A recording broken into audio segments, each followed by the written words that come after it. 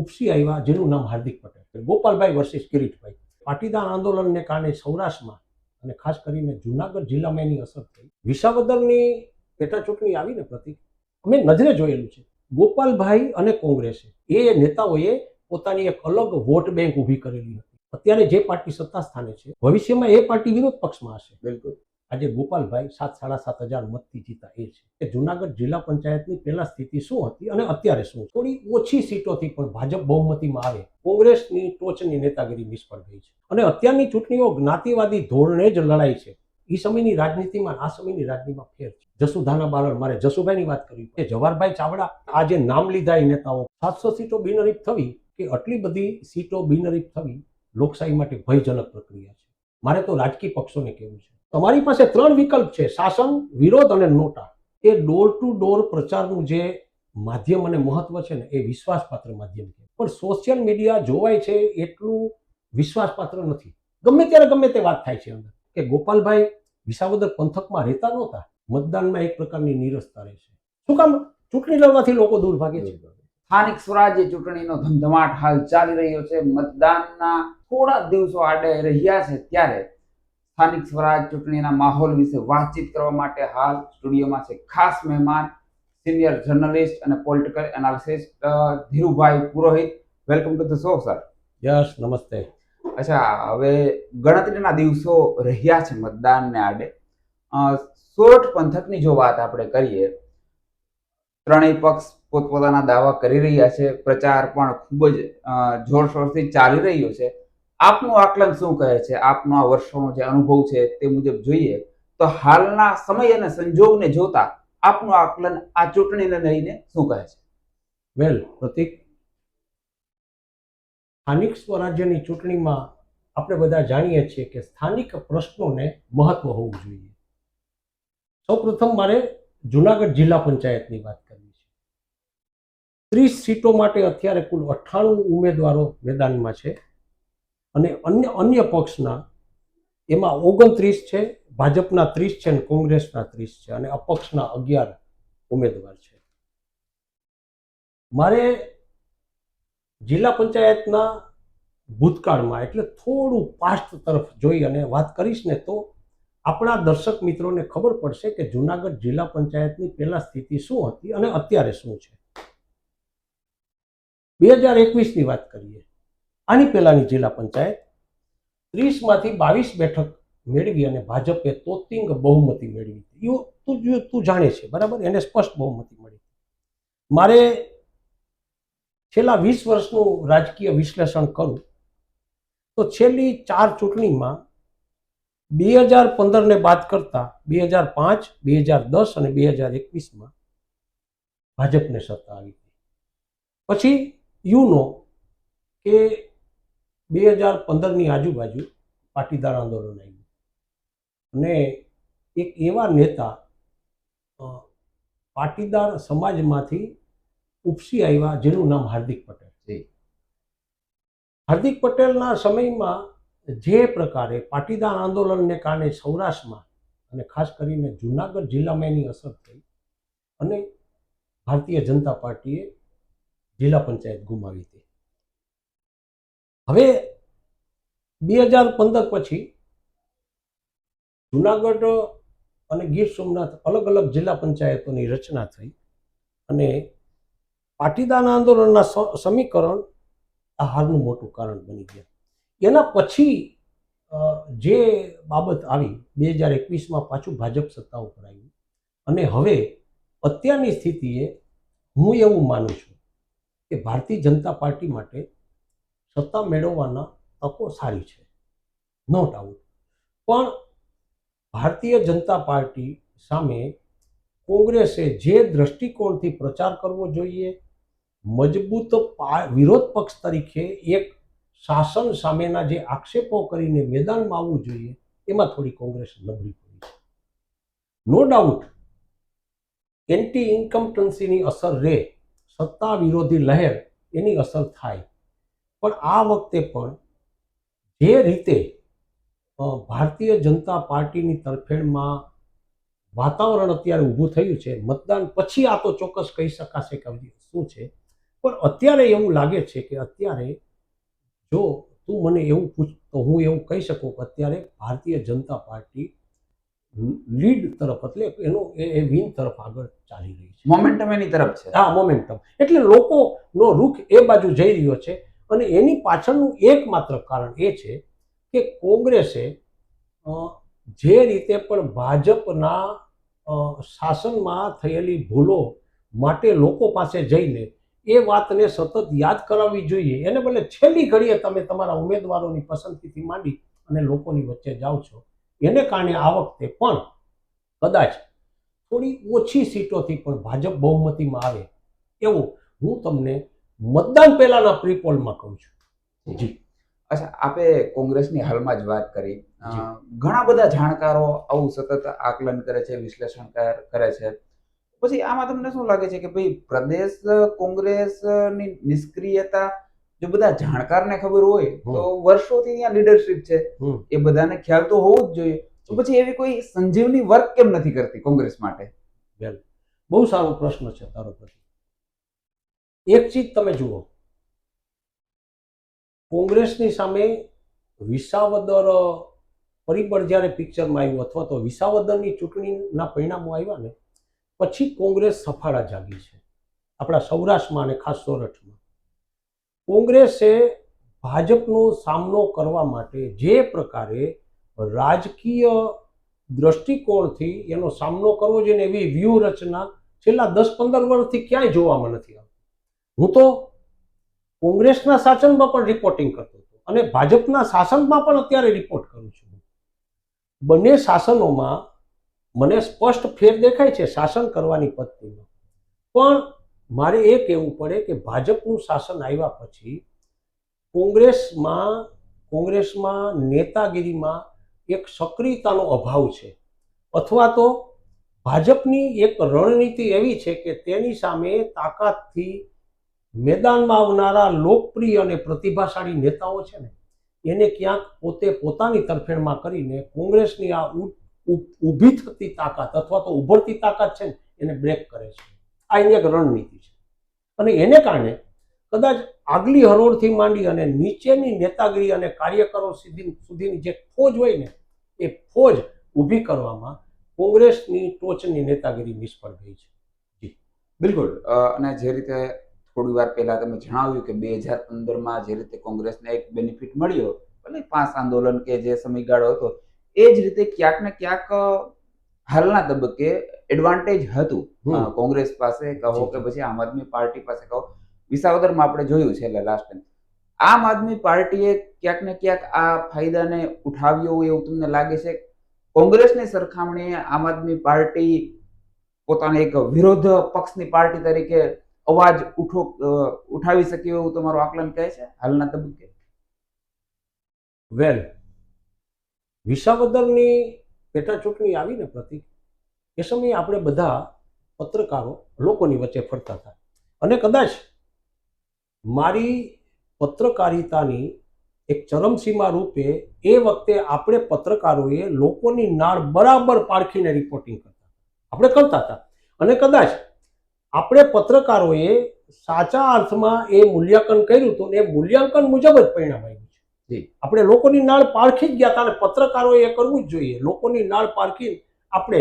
અને મને એવું લાગે છે કે વર્ષો પછી વિસાવદરની પેટા ચૂંટણીમાં તટસ્થ અને ક્યાંક યોગ્ય રિપોર્ટિંગ થયું હોય ને એવું મને દેખાણું. બિલકુલ આમ ચોખ્ખું.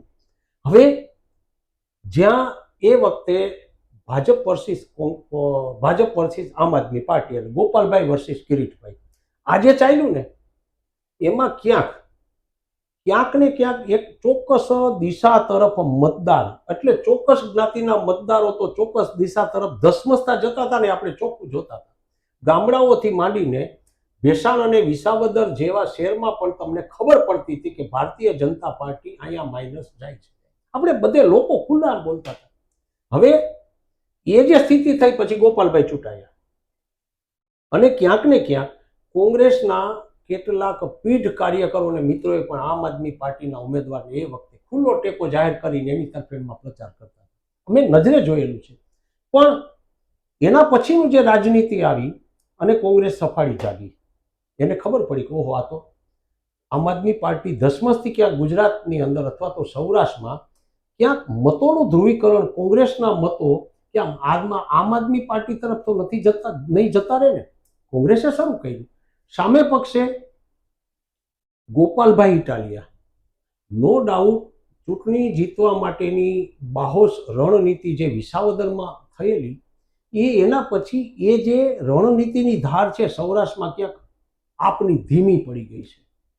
લોકોના પ્રશ્નોમાં ઝઝુમવું, વિસાવદરના ખેડૂતોના પ્રશ્નો હોય, વિસાવદર શહેર કે ભેસાણ નાનકડું પણ શહેર તો કહેવાય, ટાઉન, ત્યાંના સ્થાનિક પ્રશ્નોમાં અને બીજા કેટલાક પ્રશ્નોમાં જે રીતે ગોપાલભાઈ વ્યક્તિગત રસ લઈ અને એક આંદોલનકારી નીતિ અપનાવીને પ્રજામાં લોકપ્રિય થયા હતા, એ જે રીતે પણ જેની જે રણનીતિ હતી ને એ રણનીતિ એને સતત ચાલુ રાખી અને જિલ્લા પંચાયત અને હવે પછીની જિલ્લા પંચાયત સ્થાનિક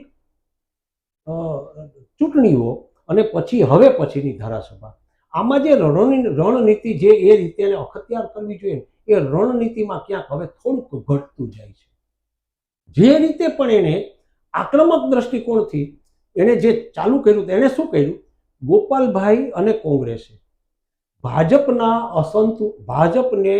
ભાજપના બે જૂથો હોય, બે જૂથોમાંથી એક જૂથ એવું હોય કે જે જૂથોનો એક ઉમેદવાર હોય અને સામે બીજું જૂથ હોય, તો બીજા જૂથને સાથે રાખીને ચૂંટણી જીતવાની વ્યૂહાત્મકતા અપનાવી એને કારણે એ માર્કેટમાં ટકી રહેશે. બીજું જૂથ પણ તાકાતવાળું હોય અને એને ટેકો મળે આમ આદમી પાર્ટીને કે કોંગ્રેસને વિરોધ પક્ષ તરીકે, તો એને મત મળે. પણ લોકોની વચ્ચે જઈ અને લોકોના પ્રશ્નો હલ કરીને લોકપ્રિય થઈને વિસાવદર પેટા ચૂંટણીમાં જે વ્યૂહનીતિ અપનાવી અને જે રીતે એને ચૂંટણી જીતી હતી એ પ્રકારની ચૂંટણીનો વ્યૂહ છે ને એને જો અપનાવ્યો હોત ને તો આજે જિલ્લા પંચાયત, તાલુકા પંચાયતોમાં અને ગ્રામ પંચાયતોમાં ખૂબ એને આમ આદમી પાર્ટીને લોકપ્રિયતાના ખૂબ ચાન્સીસ હતા. જી. અચ્છા, ગોપાલ ઇટાલિયાની તમે વાત કરી, કિરીટ પટેલની પણ તમે વાત કરી. મારે આપની પાસેથી એ પણ જાણવું છે કે ભલે ડાયરેક્ટલી ગોપાલ ઇટાલિયા આ ચૂંટણીમાં કોઈ સીટ પરથી નથી લડી રહ્યા, કિરીટ પટેલ પણ નથી લડી રહ્યા, અમિત પટેલને આપણે ચોક્કસપણે એમ કહી શકીએ કે જિલ્લા કોંગ્રેસના પ્રેસિડેન્ટ છે, પણ બધાની નજર, ત્રણેય પક્ષની નજર આ ત્રણ ચહેરા પર રહી શકે, કારણ કે મોટી જવાબદારી એન કેન તો આ છે. શું લાગે છે આ ત્રણેય ચહેરાઓનો રોલ આ સ્થાનિક ચૂંટણીમાં કેટલો મહત્વનો રહેશે ત્રણેય પક્ષ માટે? પ્રતિક, નેતાઓ છે ને તો જ નેતાઓ બન્યા હોય અથવા તો જિલ્લા કક્ષાના નેતા બને, રાજ્ય કક્ષાના નેતા બને કે પ્રદેશ કક્ષાએ ક્યાંક મહત્વનો હોદ્દો તો જ ધારણ કર્યો હોય, એની પાસે જનાધાર હોય તો, લોકોના મતો હોય તો. અને અત્યારની ચૂંટણીઓ જ્ઞાતિવાદી ધોરણે જ લડાઈ છે. એક સમય હતો 2-3 દશકા પહેલા કે જ્યારે જ્ઞાતિવાદ પ્રમાણમાં ઓછો હતો અને ઉમેદવારની લોકપ્રિયતાને આધારે મતો પડતા. એ પણ અમે જોયું છે 30-35 વર્ષ પહેલા. અમે જુનાગઢથી ગુના સુધી અમે રિપોર્ટિંગ કરવા જતા. પરમાનંદ ઓઝા જિલ્લા પંચાયતના પ્રમુખ હતા કે સુકાભાઈ આત્રોલિયા સુધીની અમે વાત કરીએ. એ સમયમાં ફક્ત જ્ઞાતિ આધારિત મતો નહોતા. પરમાનંદ દાદા બ્રાહ્મણ હોવા છતાં એની લોકપ્રિયતા તમામ જ્ઞાતિમાં હતી. સુકાભાઈ આત્રોલિયા મેર સમાજમાંથી આવતા છતાંય આજે જેઠાભાઈ પાનેરા ક્યાંક ને ક્યાંક કોઈક જગ્યાએ જતા હશે, એ એના સાક્ષી છે. ભલે એ અત્યારે રાજનીતિમાં બહુ સક્રિય ન હોઈ શકે એની ઉંમરથી, પણ એ સમયની રાજનીતિમાં આ સમયની રાજનીતિમાં ફેર છે. અત્યારે જ્ઞાતિવાદ ચરમસીમાએ છે. એટલે તમે તે જે નામ લીધા એ નેતાઓનું જ્ઞાતિ પર સારી પકડ છે. પણ અત્યારના રાજકીય વ્યક્તિઓ એક વાત ભૂલી જાય છે કે જ્ઞાતિના આગેવાન કરતા લોકસેવક છે, એ લોકસેવક છે ને લોકશાહીમાં ખૂબ મહત્વનો છે. એ લોકશાહીની એસેટ્સ છે, એ મિલકત છે. આજે ધીરુભાઈ પુરોહિત પાછળ પુરોહિત લાગે છે.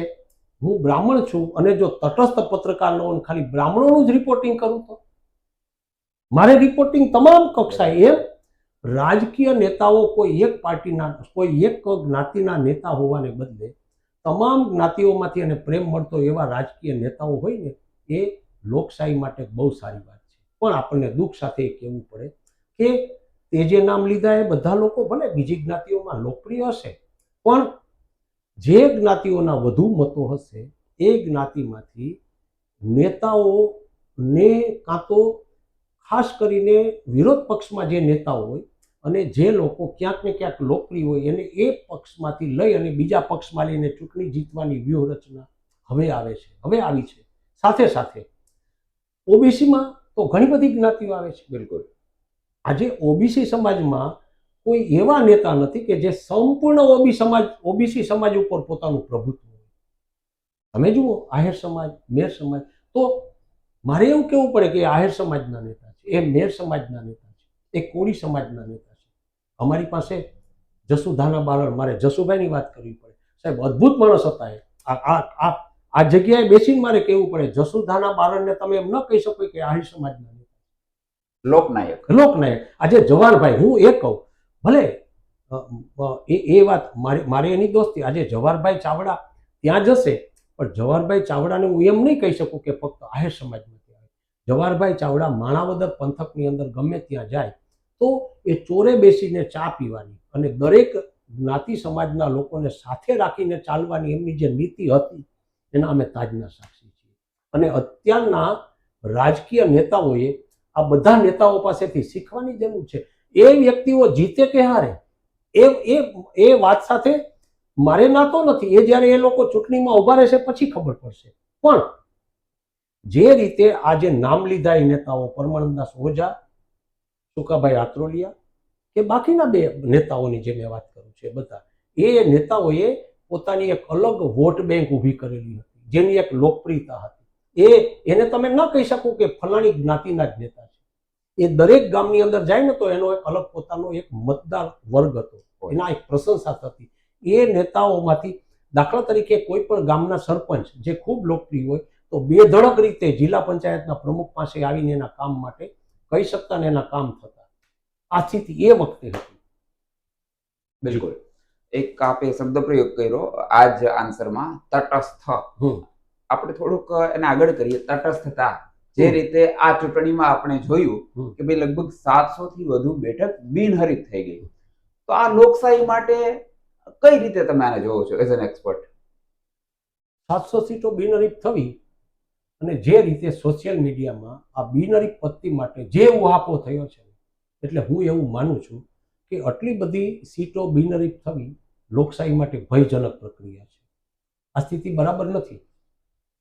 મારે તો રાજકીય પક્ષોને કહેવું છે, હું ફક્ત ભાજપને નહીં, હું કોંગ્રેસના મિત્રોને પણ કહેવા માંગુ છું, એને પણ 2-4 સીટો બિનહરીફ કરાવી છે. ભલે ભાજપ બિનહરીફ સીટો કરાવવામાં આગળ છે, પણ મને ખબર છે પરમાનંદ ઓઝા, જેને બેડિયા સરકાર કહેવાતું, બેડિયા ગામ છે ઉના તાલુકા, પરમાનંદ ઓઝા જિલ્લા પંચાયતના પ્રમુખ હતા અને મેં 2-3 સીટો બિનહરીફ કરાવવા માટે એની સાથે ગયેલા. સાહેબ તમે જુઓ, એ જેને બિનહરીફ કરાવ્યા છે ને એ બિનહરીફ થયેલા માણસને વધાવવા માટે આખું ગામ ઉમટી પડ્યું હોય. સાહેબ તમામ જ્ઞાતિના લોકો, કોળી સમાજમાંથી, આહિર સમાજમાંથી, બ્રહ્મ સમાજમાંથી, પટેલ સમાજમાંથી તમામ લોકોની બહેનો એને વધાવતા હોય. બિનહરીફ પણ આને કહેવાય. તમારી સામે સામ દામ દંડ અને ભેદથી તમારી સામે ઉભેલો ઉમેદવાર ફોર્મ પાછો ખેંચી લે અને એવા સેમે ફોર્મ પાછો ખેંચે કે પછી તમારી પાસે ચૂંટણીનો વિકલ્પ રહેતો નથી. તો એવું કહેવાય છે, રાજકીય વિશ્લેષકો તો ત્યાં સુધી કહે કે આટલી બધી સીટો, જે તે વાત કરી કે લગભગ ઘણી બધી 700 સીટ, તો મારી દ્રષ્ટિએ 40 લાખ મતદારોને તમે મતદાનથી વંચિત રાખ્યા. બિલકુલ. આ લોકશાહી માટે બરાબર નથી. 40 લાખ મતો, આ તમારો લોક પ્રતિનિધિત્વ કેમ એને કહેવો? તમે બિનહરીફ ચૂંટો છો. તમારી પાસે 3 વિકલ્પ છે, શાસન, વિરોધ અને નોટા. આ 3માંથી એકય તમે નથી ઉપયોગ કરતા ને તમે બિનહરીફ પણ ચલાવો છો. આ ચીજ બરાબર નથી. અને ક્યાંક તો મેં એવું પણ સાંભળ્યું, તો સાચું કે ખોટું એ હજી સાબિત કરવાનું મારે બાકી છે, અથવા તો એ ન કહી શકું કે કદાચ સાચું હોઈ શકે, પણ હરીફ ઉમેદવાર પોલીસ સ્ટેશનમાં જઈને ફરિયાદ કરે છે ને પોલીસ એને કલાકો સુધી ત્યાં બેસાડી રાખે છે, એની ફરિયાદની કોઈ નોંધ નથી લેતા. આ ચીજ છે ને લોકશાહી માટે ખૂબ ઘાતક કહેવાય. યાદ રાખો, સત્તા પાર્ટી બદલે છે. હું સત્તા પાર્ટીને કહું છું, ભાજપ, કોંગ્રેસ કે આમ આદમી પાર્ટીની વાત નથી કરતો. અત્યારે જે પાર્ટી સત્તા સ્થાને છે ભવિષ્યમાં એ પાર્ટી વિરોધ પક્ષમાં હશે. બિલકુલ. દસકા હોય છે લોકશાહીમાં દરેકના. હવે જ્યારે એ વિરોધ પક્ષમાં હશે ત્યારે પ્રતિક જે સત્તા ઉપર હશે એ આવું કરશે ત્યારે એક સિસ્ટમ પડી જશે. હવે પછીના સમયમાં સત્તા કોંગ્રેસ અથવા તો આમ આદમી પાર્ટી પાસે આવશે અને એ જ્યારે આ કરશે ત્યારે ભાજપ માટે આ સ્થિતિનું સર્જન થશે. એટલે બિનહરીફ ચૂંટાવાની જે વાત છે અને આટલી બધી સીટોની વાત છે એ લોકશાહી માટે સાહેબ એક ખતરાની ઘંટી વગાડે છે. આ આપખુદશાહી તરફ પરિસ્થિતિ જતી જાય છે. અને આપણે જોઈએ છીએ સોશિયલ મીડિયામાં આ બાબતની કઈ હદે ટીકા થઈ રહી છે આપણે બધા જોઈએ બધા અને ઇવન ત્યાં સુધી જો સોશિયલ મીડિયામાં ટીકા કરનારા કેટલાક મિત્રો એવા છે કે જે ટીકા કરે છે એ લોકશાહીની મર્યાદાને આમન્યાને તોડીને ટીકા કરનારા લોકો છે. હું ક્યારેય એ વાત નહીં માનું. તમારી ટીકામાં પણ મૌલિકતા હોય. મારે જુનાગઢ નગરપાલિકાના વખતમાં અમે રિપોર્ટિંગ કરતા એ સમયે મારે યાદ કરીને કહેવું પડે નાસીભાઈ પઢિયારને એ સમયનો હતો સાહેબ બદરમિયા મુનશી, નાસીભાઈ પઢિયાર, નાસીભાઈ અને ભારતીય જનતા પાર્ટી અને જનસંઘ સૂર્યકાંતભાઈ આચાર્ય, હેમાબેન એ સમયે અમે રિપોર્ટિંગ કર્યું નગરપાલિકા. સાહેબ જનરલ બોર્ડ આવે ને બદરમિયા મુનશી, ઇકબાલ મોટનવાલા એ લોકો આક્ષેપોમાં સાહેબ કોઈ ખામી ન રાખે, ઊભા થઈ જઈને આક્ષેપો કરતા હોય. જેવા જનરલ બોર્ડ પૂરા થાય એટલે વિરોધ પક્ષ અને શાસક પક્ષ પ્રમુખની ચેમ્બરમાં બેઠીને ચા પીતા હોય. સાહેબ આ એક ભવ્યતા હતી લોકશાહી અને એ સુંદર લોકશાહી એ આવકાર્ય લોકશાહી અને એ લોકશાહીના અસલ સ્વરૂપનું અમે રિપોર્ટિંગ કર્યું છે ને એનો પીઠ પત્રકાર તરીકે પ્રતિક મને બહુ ગૌરવ છે. અને આજે હું જોઉં છું ને બે વાતને જ્યારે સરખાવું છું ત્યારે મને એનું બહુ દુઃખ પણ થાય છે. જી બિલકુલ. એક ખેલદિલી હંમેશા હોવી જ જોઈએ. જે રીતે આપણે સ્પોર્ટ્સમાં જોતા હોઈએ એ પ્રમાણે પોલિટિક્સમાં પણ હોવી જ જોઈએ. અચ્છા, તમે તો જૂના જમાનાના બધા જે પ્રચારની સિસ્ટમ હોય એ પણ જોઈ છે અને આજકાલ જે સોશિયલ મીડિયામાં પ્રચાર થઈ રહ્યો છે એ પણ તમે જોઈ રહ્યા છો. આપણે જોયું કે ભાઈ 2014માં ડિજિટલ માધ્યમ પર ચૂંટણી પ્રચારનો વ્યાપ વધ્યો. બાદમાં 2016માં ડિજિટલ ક્રાંતિ આવી, દિવસે દિવસમાં ઉત્તરોત્તર થયો. આ ચૂંટણીમાં તો આપણે તેનો એક વધુ વેગ પણ જોઈ રહ્યા છીએ. કેટલી અસર કરે સોશિયલ મીડિયા પૂરતું જ સીમિત હોય ચૂંટણી પ્રચાર એનાથી મતદાતાઓને તમે આકર્ષી શકો કે પછી ડોર ટુ ડોર ચૂંટણી પ્રચારનો આજે પણ એટલું જ મહત્વ છે? ક્યાં વાત છે પ્રતિક, તે નાની ઉંમરમાં બહુ સારો પ્રશ્ન પૂછ્યો. તારા પત્રકારત્વને અહીં બેસીને હું એક પીઠ પત્રકાર તરીકે તને ધન્યવાદ આપું. બહુ સારો આ પ્રશ્ન છે. Thank you. 30 મિનિટ લઈશ આ તારા પ્રશ્નનો વ્યવસ્થિત જવાબ દેવા માટે. લગભગ 35 વર્ષ પહેલા કે 4 દશકા પહેલા ચૂંટણી થતી ને ત્યારે પ્રિન્ટનું મહત્વ હતું. ગામડે ગામડે અમારા છાપા વંચાતા પ્રિન્ટના અને એ સમયમાં પ્રિન્ટ મીડિયા દ્વારા જબ્બર પ્રસાર થતો અને અમે લોકો લખતા અને અમારી એવડી મોટી અસર થતી કે બીજે જ દિવસે એ હરીફ ઉમેદવાર પણ અમને કહેતા કે ભાઈ તમે જુઓ ને આ બધું અમારું તો કંઈક લખો, અમે પણ આવું છે. એટલે તરત જ અમે બીજે દિવસે એનું લખતા. આ બધું અમારું બેલેન્સ. અને જ્યારે અમારાથી કદાચ ક્યારેક પણ એમ થતું કે ભાઈ આ તો પ્રતિક ભાજપનો ઉમેદવાર, ધીરુભાઈ કોંગ્રેસના ઉમેદવાર, મેં પ્રતિકની તરફેણ વધુ કરી છે તો બીજે દિવસે સુધારો કરીને અમે એ ધીરુભાઈની તરફેણ કરીને લખતા. આ ખેલદિલી અમારામાંથી. એ પ્રિન્ટ આવ્યું. પછી આવ્યું તમારું ઇલેક્ટ્રોનિક્સ હતું અને છે અત્યારે, પણ ઇલેક્ટ્રોનિક્સની અંદર પણ ક્યાંક એક આમન્યાને મર્યાદા જળવાતી. એનું કારણ શું હતું કે ઇલેક્ટ્રોનિક્સ મીડિયા હતું પણ આખરે તો એની ઉપર નિયંત્રણ કરનારા એક જેને કહેવાય ને કે ક્યાંક તટસ્થ લોકોની એક ટીમ હતી આખી. અને એની પણ એક પોલિસી રહેતી. જે પોલિસીને કારણે ઇલેક્ટ્રોનિક્સ મીડિયા પણ ખૂબ લોકપ્રિય થયું, પ્રિન્ટની સાથે ઇલેક્ટ્રોનિક. પણ સોશિયલ મીડિયા આવ્યા પછી સોશિયલ મીડિયામાં તો કોઈ પણ વ્યક્તિ પોતાના વિડીયોઝ મૂકી શકે, કોઈ પણ વાત વાયરલ થવા માંડે, આ થવા માંડે. પણ એક ચીજ તમે જોજો કે ડોર ટુ ડોર પ્રચારનું જે માધ્યમ અને મહત્વ છે ને એ વિશ્વાસપાત્ર માધ્યમ કહેવાય. આજે પણ ગોપાલભાઈ ઇટાલિયા જ્યારે લોકપ્રિયતા તરફ આગળ વધતા હતા અને પત્રકારોએ એક પ્રશ્ન પૂછેલો કે અત્યારે તમે આગળ ચાલી રહ્યા છો એવું મીડિયા કહે છે અને લોકોમાંથી કહેવાય છે, તો આની પાછળનું કારણ શું? એ માણસે બહુ સરસ જવાબ આપ્યો હતો અને એ કદાચ આપણા બધાની વચ્ચે એ વાત આપણે સાંભળી હતી. એણે એવું કીધું કે મેં ચૂંટણીનો પ્રચાર વહેલો શરૂ કરી દીધો 3 મહિના અગાઉથી એ પોતે જી. જ્યારે પોતે પણ ઉમેદવાર નહોતા અને ભાજપમાંથી પણ કોઈ ઉમેદવાર જાહેર નહોતા થયા ત્યારથી, અને એણે એક એક ગામડે ગામની વચ્ચે જઈ ગામના મહત્વના વ્યક્તિઓને ઘરે જઈને ચા પીને જે રીતે ચૂંટણી પ્રચાર કરી અને પોતાની એક લોકપ્રિયતા ધીમે ધીમે ઉપસાવી હતી ને એનું પરિણામ આજે ગોપાલભાઈ 7,500 મતથી જીતા એ છે. બિલકુલ. એટલે તારા પ્રશ્નનો જવાબ એ છે કે લોકોને તમે રૂબરૂ મળવા જાઓ છો ને અને ગામના ચોરે બેસીને ચા પીઓ છો ને એની પણ મોટી તમારી એક ઇમેજ છે અને લોકોને તમારા પ્રત્યે અહોભાવ અને વિશ્વાસ જાગે છે. સોશિયલ મીડિયા ને કારણે શું થયું છે? Social media no doubt social media જે જોવાય છે ખૂબ, પણ સોશિયલ મીડિયા જોવાય છે એટલું વિશ્વાસપાત્ર નથી. ગમે ત્યારે ગમે તે વાત થાય છે અંદર. તમે જુઓ છો એ વખતે સોશિયલ મીડિયાનો ભરપૂર ઉપયોગ ભાજપ તરફથી અને આમ આદમી પાર્ટી તરફથી થતો હતો. બંને વચ્ચે આક્ષેપો પ્રતિ આક્ષેપો, ખેડૂત નેતાઓથી માંડીને આ બધા બોલે, આ બાજુ બોલતા હતા અને ક્યાંક કોઈક જગ્યાએ અમે આ મતથી જીતીએ, અમે આ મતથી જીતીએ. પણ કિરીટભાઈ પણ એ વિસ્તારના અને ભાજપના કસાયેલા કાર્યકર હતા. પણ ગોપાલ ઇટાલિયાએ, ગોપાલભાઈએ જે ઘરે ઘરે પહોંચીને ઘરે ઘરે બધા લોકોને, એ તો એટલું બધું સરસ હતું કે એક એક ગામમાં એણે પોતાના ટેકેદારો ઊભા કર્યા. હું એમ કહું કે ગોપાલભાઈ વિસાવદર પંથકમાં રહેતા નહોતા, એનો વિસ્તાર નહોતો, અને છતાંય એ માણસે ઘરે ઘરે જઈને જે રીતે પ્રચાર કરીને એક પોતાની અલગ ઇમેજ ઊભી કરી અને કિરીટ પટેલ જેવા મજબૂત ઉમેદવારને હરાવ્યા ને, એ આ ડોર ટુ ડોર પ્રચારનું જ કારણ છે. અચ્છા, આજે જ આપણે જોયું પશ્ચિમ બંગાળમાં મતદાનનો પ્રથમ તબક્કો પૂર્ણ થયો. લગભગ 90% ઉપરનું મતદાન છે. અહીંની જો વાત કરીએ આપણે સૌરાષ્ટ્રની, તો ગરમીના દિવસો છે. ઓવરઓલ 60% આસપાસ મતદાન હોય છે. જો કે 60% પણ લગભગ છેલ્લા 2 દાયકા પહોંચ્યું નથી ક્યારે.